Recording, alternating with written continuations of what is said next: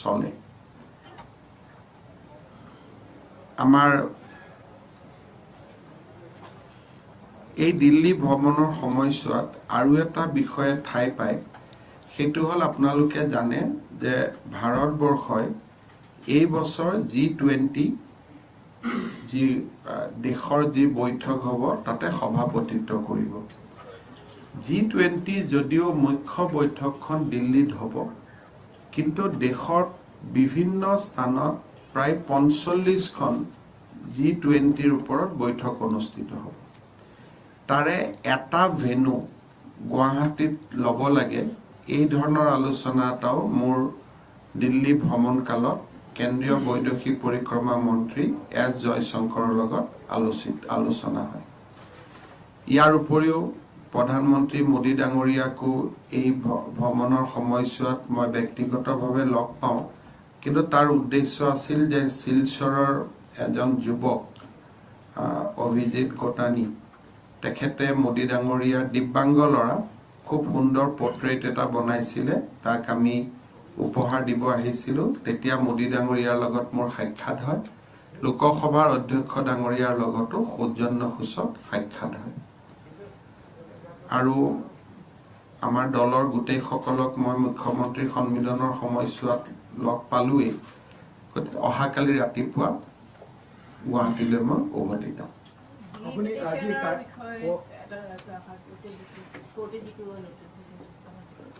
ডিলিমিটেশনৰ প্ৰচেছটো আচলতে সেইটো সময়ত এটা ল এণ্ড অৰ্ডাৰ সিচুৱেশ্যনৰ কাৰণে সেই সময়ত বন্ধ কৰা আছিলে এতিয়া ভাৰত চৰকাৰে ৰাজ্য চৰকাৰক সুধিছিলে যে আমি এতিয়া ডিলিমিটেশনটো কৰিব পৰা অৱস্থাত আছো নে নাই আমি যোৱা 1.5 মাহ আগতে ৰাজ্য চৰকাৰৰ পৰা ভাৰত চৰকাৰক জনাইছো যে আপোনালোকে যদি ডিলিমিটেশন কৰে আমি ৰাজ্য চৰকাৰে তাত আপত্তি নাই বা আমাৰ যেটো এনওসি বুলি কয় সেইটো আমি জনাই দিছো কিন্তু তাৰ পিছত এই বিষয়ে মোৰ কথা পতা হোৱা নাই কাৰণ বানপানীৰ পৰিৱেশটো আহি গল কাৰণে পিছৰবাৰ আহিলে এই বিষয়টো আলোচনা কৰিলো ফ্লাডৰ কাৰণে আপুনি কিমান বাজেট কৰা মোৰ ফ্লাডৰ বাজেট এতিয়ালৈকে হোৱা নাই 6 আগষ্ট তাৰিখে আমি মিটিং দিছো যত মথাউৰিৰ খৰচখিনি ওয়াটাৰ ৰিসোৰ্স ডিপাৰ্টমেন্টে আমাক প্ৰেজেন্টেশন দিব এসেসমেন্টটো 6 তাৰিখে ফাৰ্স্ট এসেসমেন্টটো পাম যিখিনি এসেসমেন্ট হৈ আছে কিনে আমি ৰিলিজ কৰি আছো কিন্তু মথাউৰিৰ এসেসমেন্টটো কিমান হ'ব বনাওতে হেতু 6 আগষ্টত ওয়াটাৰ ৰিসোৰ্স ডিপাৰ্টমেন্টে আমাক প্ৰেজেন্টেশন দিব আজি আপুনি ডিসি সকলৰ সৈতে সন্মিলনত মিলিত হৈছিল গতিকে তাত আমাৰ অহা 20 আগষ্টৰ পৰা অসমত এমহিয়া অৰুণোদয় মাহ উদযাপন কৰা হ'ব অৰুণোদয় মাহৰ উদযাপনৰ লক্ষ্য হ'ল যে যিসকল হিতাধিকাৰী এই আঁচনিত আছে তেওঁলোকৰ ঘৰত আমি আকৌ এবাৰ যাম মানুহজন জীয়াই আছে নে নাই বা আগত যি কাৰণে পাইছিলে সেই পৰিৱেশটো ঘৰত একে আছে নে পৰিৱেশটো উন্নত হৈছে যদি উন্নত হৈছে চৰকাৰী চাকৰি পাই গল বা গাড়ী কিনি ললে তেতিয়া তেওঁলোকৰ জাগাত আন দুখীয়া মানুহে অৰুণোদয় পাব সেই কাৰণে স্কুলৰ কলেজৰ ছাত্ৰ ছাত্ৰী সকলে অৰুণোদয় হিতাধিকাৰী সকলৰ ঘৰত যাব তাৰ ট্ৰেইনিং প্ৰগ্ৰাম হ'ব 5 আগষ্টলৈকে তাৰ পিছত তেওঁলোকে ঘৰে ঘৰে হিতাধিকাৰী সকলৰ ঘৰত এটা সাৰ্ভেৰ কাৰণে যাব যেটো 20 আগষ্টৰ পৰা 20 ছেপ্টেম্বৰলৈকে চলিব তাৰ পিছত 20 ছেপ্টেম্বৰৰ পৰা 20 অক্টোবৰৰ ভিতৰত প্ৰায় 8 লাখ নতুন হিতাধিকাৰীকো অন্তৰ্ভুক্ত কৰা হ'ব এই বিষয়টোৰ ওপৰত ডিসি সকলৰ লগত আজি মোৰ আলোচনা হৈছিল 20 আগষ্টৰ পৰা 20 ছেপ্টেম্বৰলৈকে নাম বাদ দিয়া কাম আৰম্ভ হ'ব 20 ছেপ্টেম্বৰৰ পৰা 20 অক্টোবৰলৈকে নাম সোমোৱা কাম আৰম্ভ হ'ব আৰু এই বছৰতে লিষ্টখন আমি নতুনকৈ সজাই পৰাই তুলিব খুজিছো আৰু আধাৰ নম্বৰক দি পেলাই যাতে আধাৰ এনাবল হ'ব পাৰে আগত আমাৰ হিতাধিকাৰী লিষ্টখনত আধাৰ এনাবল নাছিলে আমাৰ অসমত এতিয়া আধাৰ কভাৰেজ 96% ওপৰত গুছি গ'ল খালি এনআৰচিৰ কাৰণে কিছু মানুহৰ আধাৰ ব্লক আছে কিন্তু তেওঁলোকে আধাৰৰ অলৰেডি ফিংগাৰপ্ৰিন্ট দি থৈ দিছে যদি কোনোবা হিতাধিকাৰীয়ে এতিয়া চৰকাৰী চাকৰি পাইছে বা অন্য পৰিয়ালৰ অৱস্থা আৰ্থিক অৱস্থা উন্নত হৈছে তেওঁলোকৰ নাম বাদ পৰিব, কিন্তু তেওঁলোকে নিজেও নামটো বাদ পৰিবৰ কাৰণে আবেদন কৰিব পাৰিব। এইটো নহয় যে চৰকাৰে বাদ দিব। এটা কম্পিউটাৰত মানে ইণ্টাৰনেটত আমাৰ যিটো ইয়াৰ পৰ্টেল থাকিব, তাতে কোনোবা মানুহে নিজে গৈও যে মোক অৰুণোদয় আৰু নালাগে বুলি ক'ব পাৰিব, বা SDCৰ ওপৰত আবেদনো দিব পাৰিব যে মোক নালাগে। যেনেকে ৰেচন কাৰ্ড মানুহে স্বইচ্ছাই ত্যাগ কৰে। ধৰক এইবাৰে আমাৰ পুলিচৰ 10,000 ল'ৰা চাকৰি পালে, তাৰ যদি কোনোবা ফেমিলি কেইদিনমান আগতে এতিয়ালৈকে আমাৰ চৰকাৰ অহাৰ পিছত 32,000 চাকৰি দিলোঁ, কিজানি সেই 32,000ৰ 10,000ৰ ঘৰত অৰুণোদয় আছিলে, তেওঁলোকে নিজে এৰিব পাৰিব। 20 আগষ্টৰ পৰা স্কুলৰ ছাত্ৰ-ছাত্ৰী কলেজৰ, স্কুল নহয়, কলেজৰ ডিগ্ৰী 3rd ইয়াৰৰ ষ্টুডেণ্টসকল, বিশেষকৈ NSS আৰু NCCৰ লগত জড়িত থকা ছাত্ৰ ছাত্ৰীসকল পৰিয়ালসমূহৰ ঘৰে ঘৰে যাব। এডুকেশ্যন নহয়, মানে আমি ধৰি লৈছো যে ষ্টুডেণ্টে যি ৰিপৰ্ট দিব শুদ্ধ ৰিপৰ্ট দিব, তেনেকে এটা মনত ধৰা হৈছে। আজি আপুনি নাগালেণ্ডৰ মুখ্যমন্ত্ৰীৰ সৈতে গৃহমন্ত্ৰী সাক্ষাৎ কৰিছিলে আৰু যোৱাকালি গোৱাৰ মুখ্যমন্ত্ৰীৰ সৈতেও সাক্ষাৎ। গোৱাৰ মুখ্যমন্ত্ৰী মোৰ ইয়াত আহিছিল চাহ খাবৰ কাৰণে, কোনো পলিটিকেল কথা একো নাছিল, একেলগে উঠত আছিলো, গতিকে ইয়াত আহি অসম ভৱনত বোলে অসমৰ চাহ একাপ খাম, সেইটো কাৰণে আহিছিলে। নাগালেণ্ডৰ মুখ্যমন্ত্ৰীৰ লগত আজি আমাৰ গৃহমন্ত্ৰী ডাঙৰীয়াক আমি সাক্ষাৎ কৰিছিলোঁ আগন্তুক নাগালেণ্ড বিধানসভা নিৰ্বাচনৰ চিট শ্বেয়াৰিং লৈ।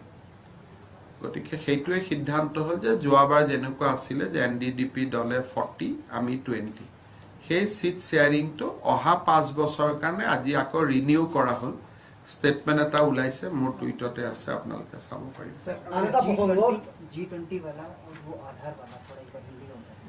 ये ऐसा है कि G20 शिखर सम्मेलन का ओरिजिन मेन वेन्यू तो दिल्ली में होगा, लेकिन कोई सारे G20 का सभा या कॉन्क्लेव ये देश का कोई सारे हिस्से में होगा। मेरा जितना जानकारी है 45 मीटिंग्स होगा देश का अलग अलग शहरों में। तो हम लोग का असम सरकार से हमने निवेदन किया है कि एक अच्छा वेन्यू का रूप में गुवाहाटी को सिलेक्ट किया जाए और गुवाहाटी में भी ये शिखर सम्मेलन का कोई भी काम, कोई भी मीटिंग दिया जाए। तो इस सिलसिला में जयशंकर जी को हमने अनुरोध किया। अभी वो लोग तो एसेस करेगा, लेकिन असम सरकार का रिक्वेस्ट हमने टेबल पर रख दिया। যোৱাকালি অসমৰ গৌৰৱ লাভলীনা বৰগোহাঁই এটা টুইট কৰি কৈছে যে তেখেতৰ যি যাৱতীয় প্ৰশিক্ষক তেখেত পোৱা নাই। আমাৰ আপোনালোকে জানে যে আমাৰ বক্সিং এছ'চিয়েশ্যনৰ অল ইণ্ডিয়া জেনেৰেল ছেক্ৰেটাৰী অসমৰে ল'ৰা হেমন্ত কলিতা। ঘটনাটো শুনাৰ লগে লগে মই আমাৰ অলিম্পিক এছ'চিয়েশ্যনৰ জৰিয়তে তেওঁৰ লগত যোগাযোগ কৰিছোঁ আৰু তেওঁ কৈছে যে দাদা যি ভুল বুজাবুজি হৈছে মই ঠিক কৰি দিম, আই উইল ডু দ্য নিডফুল। গতিকে যিহেতু অসমৰে ল'ৰা আমাৰ জেনেৰেল ছেক্ৰেটাৰী মানে অসমৰ জেনেৰেল ছেক্ৰেটাৰী নহয়, গোটেই ভাৰতৰ জেনেৰেল ছেক্ৰেটাৰীজন অসমৰে, সেইকাৰণে মই তেখেতক লগে লগে অলিম্পিক এছ'চিয়েশ্যনৰ থ্ৰু দি তেওঁক মই ৰিকুৱেষ্ট কৰিছোঁ যাতে লাভলীনাই সম্পূर्ण ফেচিলিটি পাব পাৰে।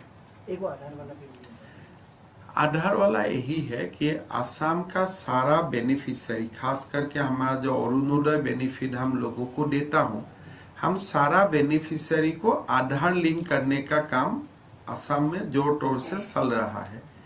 तो 96% लोगों को आधार दिया गया है। नहीं होना, ड्राफ्ट लिस्ट में नहीं होने का कारण पड़ेगा, लेकिन फिलहाल हमारा आधार 9 था, ये साल हमने इसको कंप्लीट किया। दो छोटा सवाल, एक तो आपने आज क्रिटिसाइज कर रहे हो, कर रहे कि ये बिजनेस के देखिए पूरा जो भी व्यक्ति बोलेगा कि तिरंगा हाउस नहीं होना चाहिए, क्या उनको अपने आप को ये देश माता का सम्मान में मेंबर हो, मैं देश माता का संतान हो, ये बोलने का कोई अधिकार रह जाता है? हर घर में एक तिरंगा तो होना ही चाहिए, उसको खरीदना क्यों जरूरत है? घर में आप बना भी ले सकता है, क्यों खरीदना है? उनका कहना है कि सिटीजनशिप के लिए एक तिरंगा नहीं फहराने से जरूर नहीं सही है, लेकिन मैं देश मातृ का संतान हूं, मैं देश का नागरिक हूं। तो जब एक देश में आप राइट्स को एंजॉय करने का आपका मन होता है, साथ में अपना ड्यूटीज को भी आपको याद होना चाहिए। एक आपको प्रिविलेज चाहिए, देश का नागरिक का सब अधिकार चाहिए, लेकिन आप देश के लिए जो आपका दायित्व है वो निर्वाहन नहीं करेगा, वो ठीक नहीं है, मॉरली ठीक नहीं है, लीगली तो सब कुछ ठीक है। तो इसीलिए कोई तिरंगा खरीदना पड़ेगा ये तो मैं प्रिज्यूम ही नहीं करता हूं। मेरा तो मन में ये है कि हर घर में ऑलरेडी तिरंगा है, होना भी चाहिए हर घर में तिरंगा। सर वो कह तो रहे हैं बिजनेस कैसे होगा? कोई नया खरीदेगा तभी तो बिजनेस होगा। तो हम लोग का घर में तो बचपन से ही तिरंगा है। वो कह रहे हैं कि आप देशभक्ति थोप रहे हैं। मैं नहीं थोप रहा हूं, आप खुद लहराओ ना। मैं थोड़े आपका घर में जाके आपको ठोकूंगा कि आप लहराइए। लेकिन आपको मैं तो ये प्रिज्यूम करके चल रहा हूं कि आप तो हर 15 अगस्त में उठाता है। ये तो क्वेश्चन आ गया कि आप मतलब आपका घर में क्या तिरंगा नहीं है? आप अभी तक नहीं उठाया था क्या? नहीं लहराया था क्या?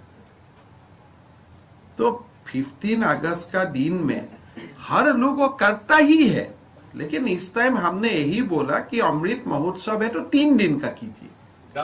तो एक दिन तो हम लोग सब करता हूं as a normal human being. तो एक दिन का जगह में प्रधानमंत्री जी बोला है कि 3 दिन तक लहराए। इसमें बिजनेस क्या है? इसमें देशभक्ति थोपने का क्या बात है?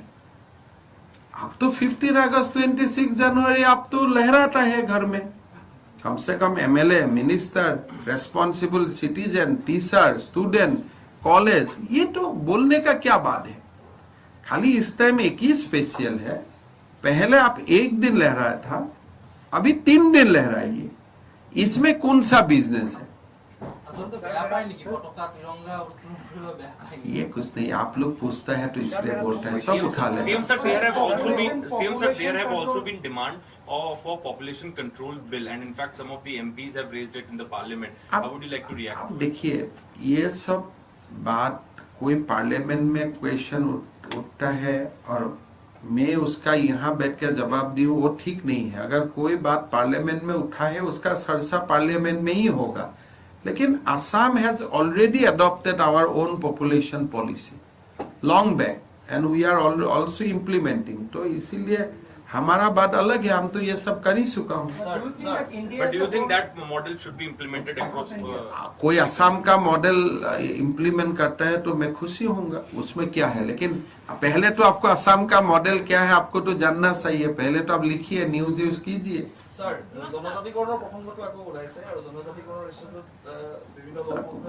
मैं भाबो जे এই सब कथा ইয়াতে মই ইয়াত বহি বহি উত্তৰ দিম, এটা শব্দত উত্তৰ দিম, আপোনালোকে দুটা শব্দ লিখিব, তাকে লৈ তাতে গণ্ডগোল আৰম্ভ হৈ যায়। 3 দিন আৰু ধৰ্ণা গণ্ডগোল আৰম্ভ হৈ যায়। গতিকে তেওঁলোকৰ লগত যেতিয়া মই ডাইৰেক্ট কথা পাতিব পাৰো, প্ৰেছৰ জৰিয়তে মই কিয় কথা পাতো?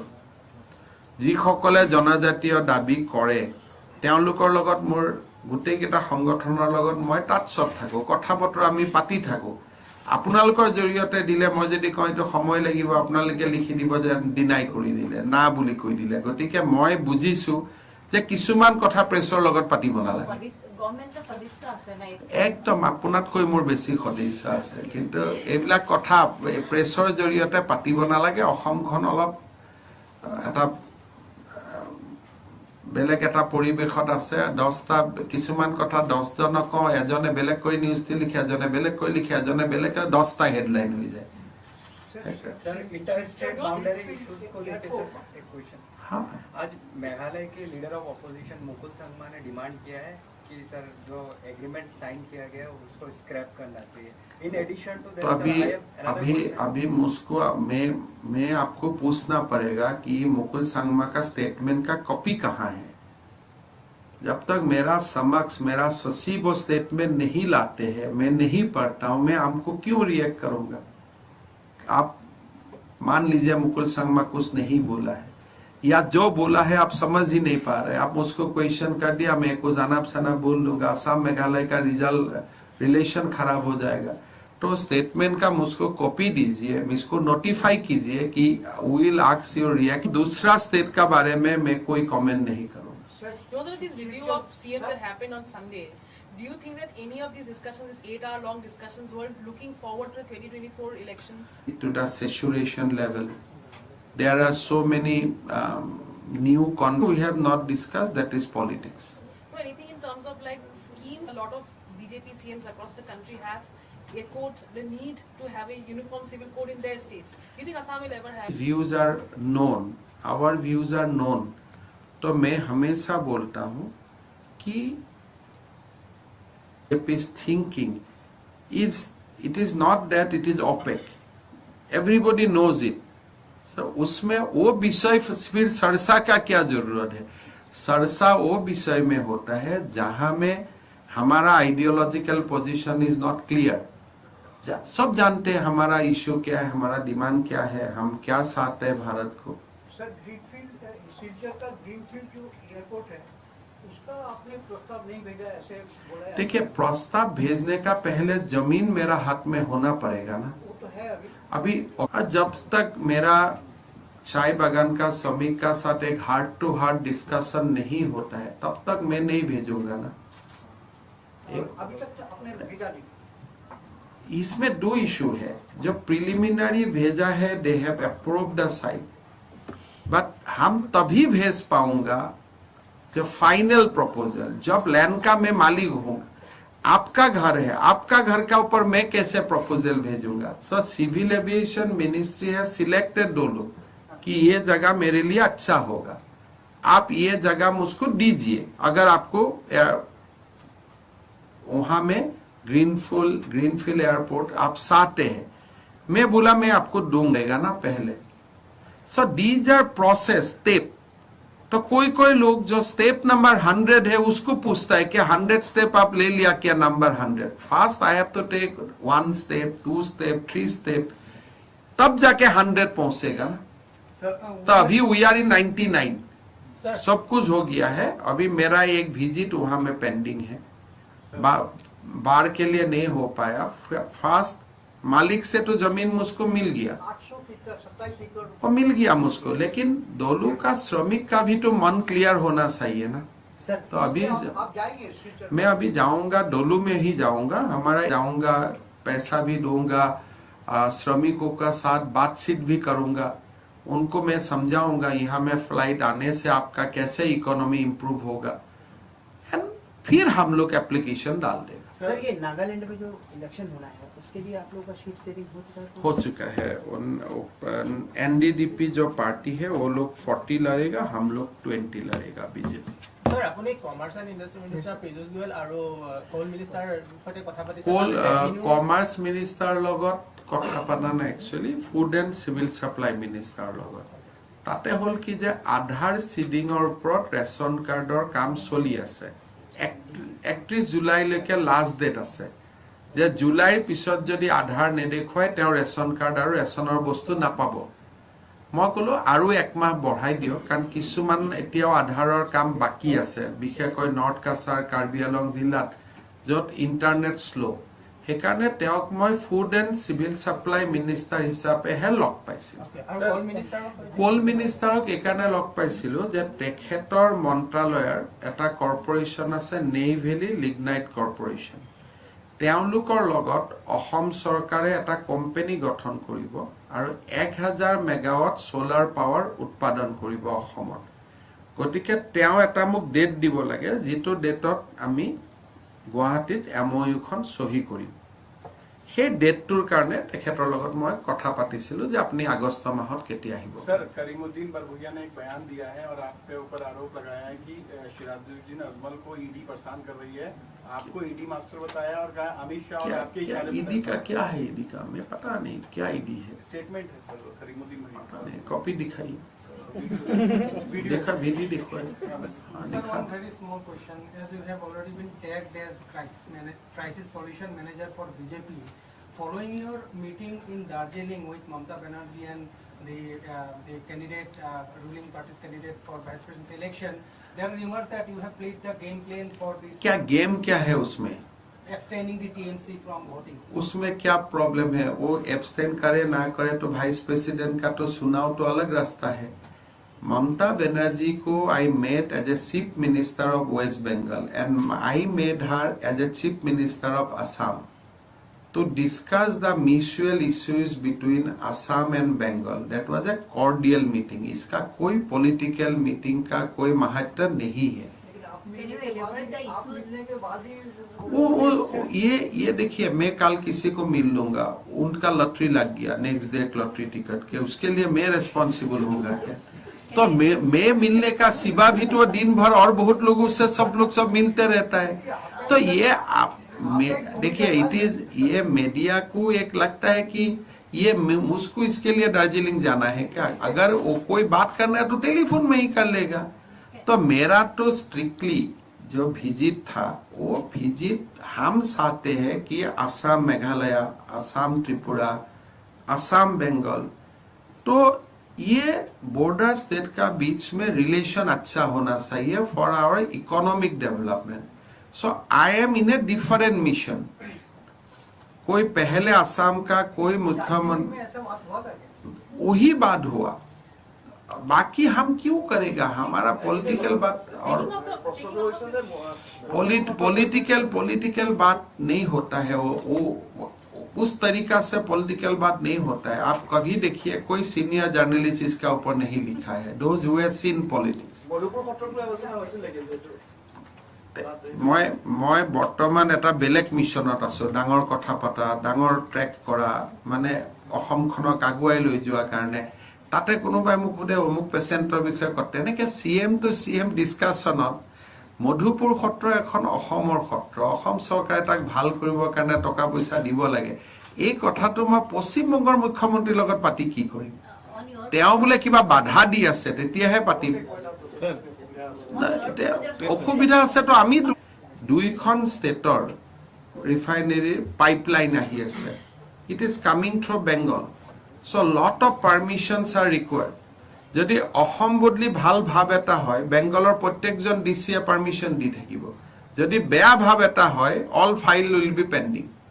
চ' we are in a mission of creating relationship with our neighbouring state. How she respond your? She is all right. मेरा सब तो देखिए, she came to our state during for Kamakhya visit. That day I was not there. Today when I went to Darjeeling, she was there. लेकिन वो बीच में धनकर जी था ना, इसीलिए ये सब क्वेश्चन आया। अरे धनकर जी का घर में हुआ, it was ये अच्छा हुआ कि ममता जी ने मुझको उनका घर में बुलाया था। फिर बोला नहीं हिमंत तुम मेरा गेस्ट है, मैं ही आता हूँ। तो हर जगह में पॉलिटिक्स डिस्कशन नहीं होता है। ये आप लोग का एक गलत फहमी है कि दो पॉलिटिशियन मिलने से पॉलिटिक्स का बात होता है, वो नहीं होता है वास्तव में। और इतना बड़ा बात अगर करना है ममता जी से, कोई वाइस प्रेसिडेंट का बात और नड्डा जी करेगा, मैं क्यों करूं? या हमारा कोई जनरल सेक्रेटरी होगा जो responsible for Bengal, he will do that.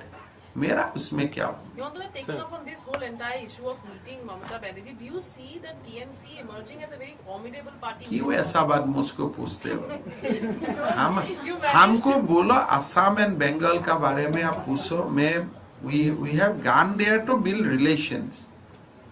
और मैं तो जाने का पहले भी ट्वीट करके गया, अगर कोई गड़बड़ी मिशन होता है, कोई डिप्लोमेटिक चुपचाप लुक जाएगा, क्यों दार्जिलिंग में मिलेगा, दिल्ली में मिलेगा? कि ये तो ओपन द स्काई मिलने का मतलब क्या है कि कोई हमने कॉन्फिडेंशियल बात हमको डिस्कस करना नहीं था। अदरवाइज चुपचाप कुछ बात करना था तो मैं कलकत्ता ही चला जाता था, अकेला रात 1:30 बजे मिल के आता था। You not even know it. तो meaning dear by when two politician meets in open sky, तब तो आप दोनों को विश्वास करना पड़ेगा कि that means they are discussing something which is mutual interest. मैं सुन लूंगा उनका। वो कौन है, कौन व्यक्ति, कौन क्या करते हो पता नहीं, पहले कौन है क्या नहीं है, ऐसा तो। आसाम में 36 लाख लोग है टोटल, 36% मतलब 1 करोड़ लोग है जिसका टाइटल उनसे मिला होगा। और शर्मा बोलने से कम 20 लाख लोगों का टाइटल मिला होगा तो कौन है क्या है पता नहीं, मैं क्यों जवाब दो सब। হ'ব এতিয়া পবিত্ৰ ভাতটো খুৱাব, আপোনালোক সকলোৱে ভাতটো খাই যাব। একচুৱেলি যেতিয়া অসম ভৱনটো ভাঙিব তেতিয়া, কাৰণ তেতিয়া অসম ভৱনৰ গোটেই মানুহখিনি লোডটো ইয়াত আহি যাব, তেতিয়া মোক লাগিব, এতিয়াতো নালাগে। এতিয়া চব পবিত্ৰ জানিব। और मत करो यार, मैं ये लोकल लोगों के बुला Dada, I'm Siddhant from CNN.